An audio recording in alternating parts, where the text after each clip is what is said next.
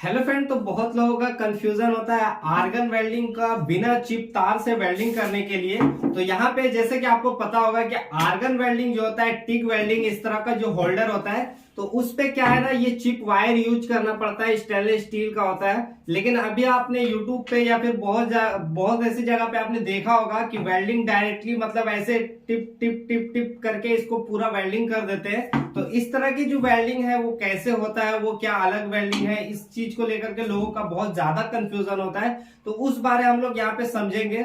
दोस्तों सबसे पहले समझ लेते हैं कि आर्गन वेल्डिंग एक्चुअल में इसे कैसे बोलते हैं या टिक वेल्डिंग क्या है यहाँ पे। तो आर्गन वेल्डिंग जैसे कि ये जो वेल्डिंग मशीन है इसमें आर्गन गैस लगता है, गैस के साथ इस तरह का यहाँ पे होल्डर होता है। जो कि इलेक्ट्रिक वेल्डिंग मशीन जो होता है, आर्क वेल्डिंग मशीन, वो अलग टाइप का होता है, उसमें वेल्डिंग रॉड लगता है। तो यहाँ पे वैसा कुछ नहीं है, ये आपका सिंपल सा होल्डर होता है। यहाँ पे एक स्विच होता है, ये स्विच से यहाँ पे क्लिक होता है। तो आपने अगर बहुत सारे वीडियो में देखे होंगे कि यहाँ पे स्विच नहीं होता, स्विच जो होते हैं वो पैर से उसको एक्सीलेटर के मदद से स्विच को वहां पे प्रेस करते हैं। जैसे बड़े बड़े कंपनी में जहां पे एक बेसमेंट के हिसाब से वेल्डिंग होता है एक ही जगह पे, तो वहां पे क्या होता है, पैर से जो होते हैं, पैर से यहाँ पे गियर टाइप का वहां पे बना देता है। तो वो ये स्विच जो है वो पैर से हैंडल होता है। तो यहाँ पे हमारे पास ज्यादातर जितने भी यहाँ पे इंडिया में आपको देखने को मिलेगा, तो इस तरह स्विच जो है इस तरह से देखने को मिलेगा।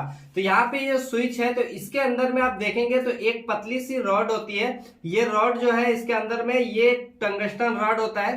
तो ये रॉड का काम है, यहाँ से स्पार्क जो होता है ये रॉड के माध्यम से यहाँ पे सामने से निकलता है, और साथ ही साथ इसके अंदर से गैस भी निकलता है। यहाँ पे आग, यहाँ पे करंट लेते हैं और गैस भी निकलते हैं। तो यहाँ पे इस तरह से यहाँ पे ये काम करता है। तो यहाँ पे अगर वेल्डिंग की बात करूं, जैसे दो मेटल हो गया, जैसे स्टेनलेस स्टील हो गया, एमएस हो गया और कार्बन स्टील हो गया, ऐसे दो तीन टाइप जितने भी मेटल है, तो उसको इससे इजिली वेल्डिंग कर सकते हैं। लेकिन स्पेशली अगर स्टेनलेस स्टील में करते हैं तो वो ज्यादा बढ़िया होता है और ज्यादा आपको काम में बहुत ज्यादा इजी भी होता है। तो यहाँ पे इस तरह से यहाँ पे आपको वेल्डिंग करने होते हैं।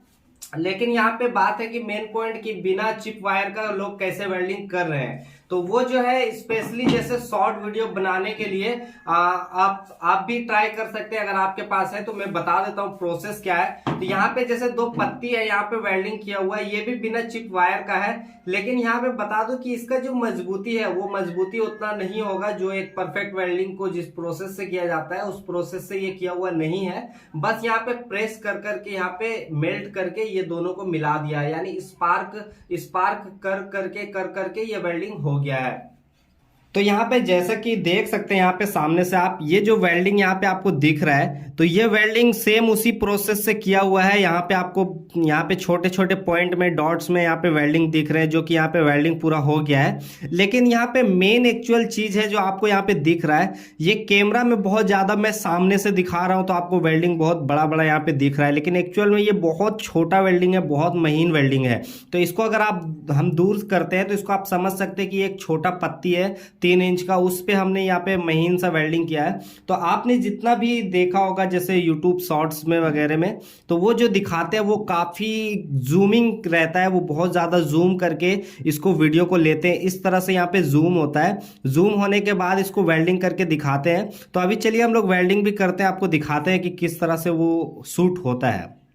दोस्तों यहाँ पे मशीन को हम कर लेते हैं ऑन, और यहाँ पे वोल्टेज को जो है हम लोग बहुत ज्यादा रखेंगे ताकि जो वेल्डिंग है वो एक स्पार्क में वेल्डिंग हो जाए। अगर आप इस तरह से वेल्डिंग करते हैं तो एक स्पार्क में आपका वेल्डिंग हो जाना चाहिए। अगर वोल्टेज कम रहेगा तो नहीं होगा। तो हम लोग यहाँ पे वोल्टेज को बढ़ा लेते हैं।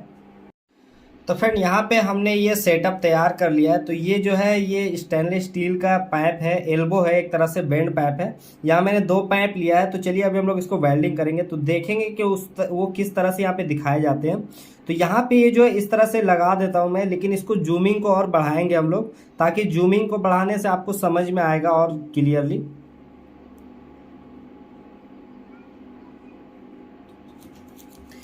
तो देख सकते हैं यहाँ पे किस तरह से मैंने जूमिंग यहाँ पे किया है।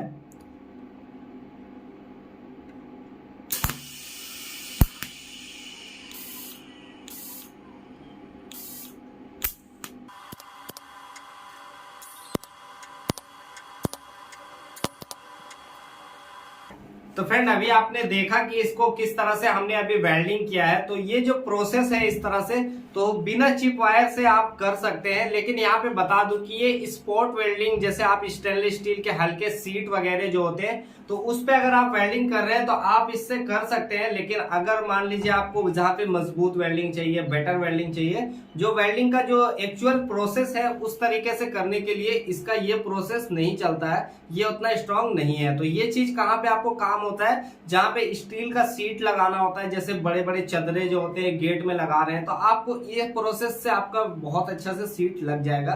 तो उस पर मैं डिटेल वीडियो बनाऊंगा, कमेंट जरूर कीजिएगा कि स्टील सीट को कैसे लगाना है। उस पर अगर आप बोलेंगे तो मैं ट्राई करूंगा उस पर और बेटर वीडियो लाने का कि कैसे उसको सीट को लगाते हैं। तो यहाँ पे देख सकते हैं, आपने यहाँ पे देखा कि किस तरह से यहाँ पे वेल्डिंग हुआ है। तो ये जो वेल्डिंग है काफी देखने में काफी अमेजिंग लगता है वीडियोस में, लेकिन ये इस तरह से इसको किया जाता है। तो वीडियो अच्छा लगा हो तो लाइक कीजिएगा और चैनल में नया है तो चैनल को सब्सक्राइब कीजिएगा।